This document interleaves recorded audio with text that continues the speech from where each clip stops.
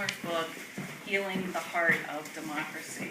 I apologize for the delay in getting the book here. They are here now. Over there, $22. It's pricey, but that's what they come to us, how they come to us. Pay what you can, and there is an e-version that's less expensive. Of course, you're always welcome to participate in these conversations, whether you read or not, but you will get more out of it if you work with the material in the book. We will probably take a full 9 weeks now to get through it, since we've kind of had this little delay starting up, and that will take us through the end of November, at which point we will apply what we've been talking about, approaching these difficult matters of politics and life from the heart with a case study of sorts, and that is we'll be doing a 4-week study on marriage and marriage equality.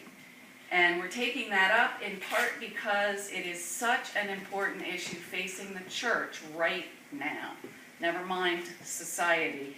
It's going to come up at the denominational level this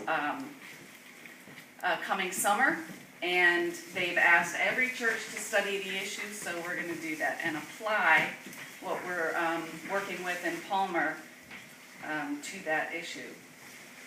Now, if you're anything like me, you hear this title, Healing the Heart of Democracy, and you say, I don't want to talk about politics. I've been resisting this book for a long time. And it helped me to realize right up front that Palmer, when he talks about politics, he's not really talking about just the world of Democrats and Republicans. I mean, that's part of it, of course. But he's really referring to our whole public life, how we are here together, how we are in Shepherdstown, how we are in our neighborhoods and our families, the whole of public life. And how do we enter these worlds that are so full of disagreement, as any human, interaction has disagreement or potential conflict, differing perspectives built into it. How do we do that in a life-giving way? And for him, heart is kind of at the center of that.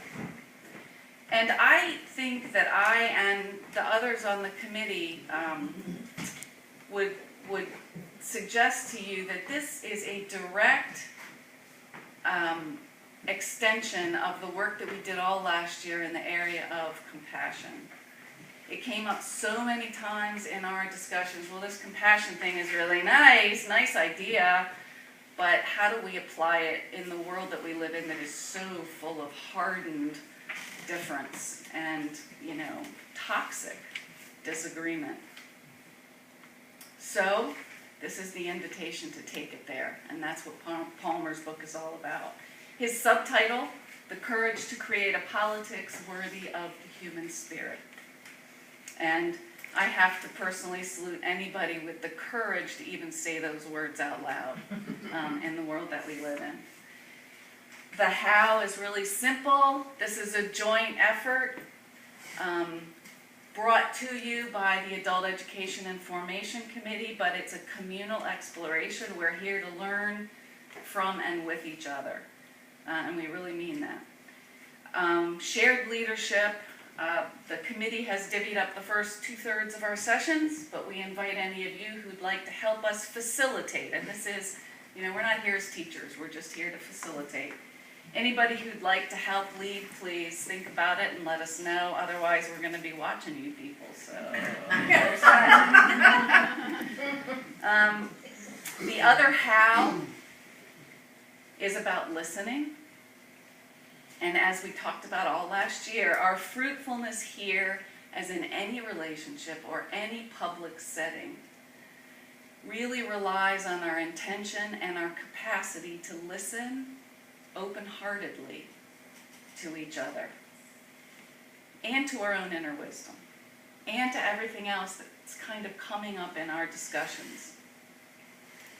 One of the most helpful little phrases that I've come across recently comes to me from Harville Hendricks, who's the guy who pioneered imago therapy, which is used a lot with couples and helping couples to listen to each other. And he tells the story about deciding with his wife that they're going to have a conflict-free household. And he realized they stopped talking to each other. So he said rather than conflict-free, what they decided was that the invitation was to cultivate curiosity. So if we're in dialogue, here or elsewhere, and someone comes at you from what you think is complete left field, instead of judgment, which is maybe our first inner movement, to think about why this person is saying this. Where are they coming from? What's really going on here? Instead of kind of closing the door to deeper understanding.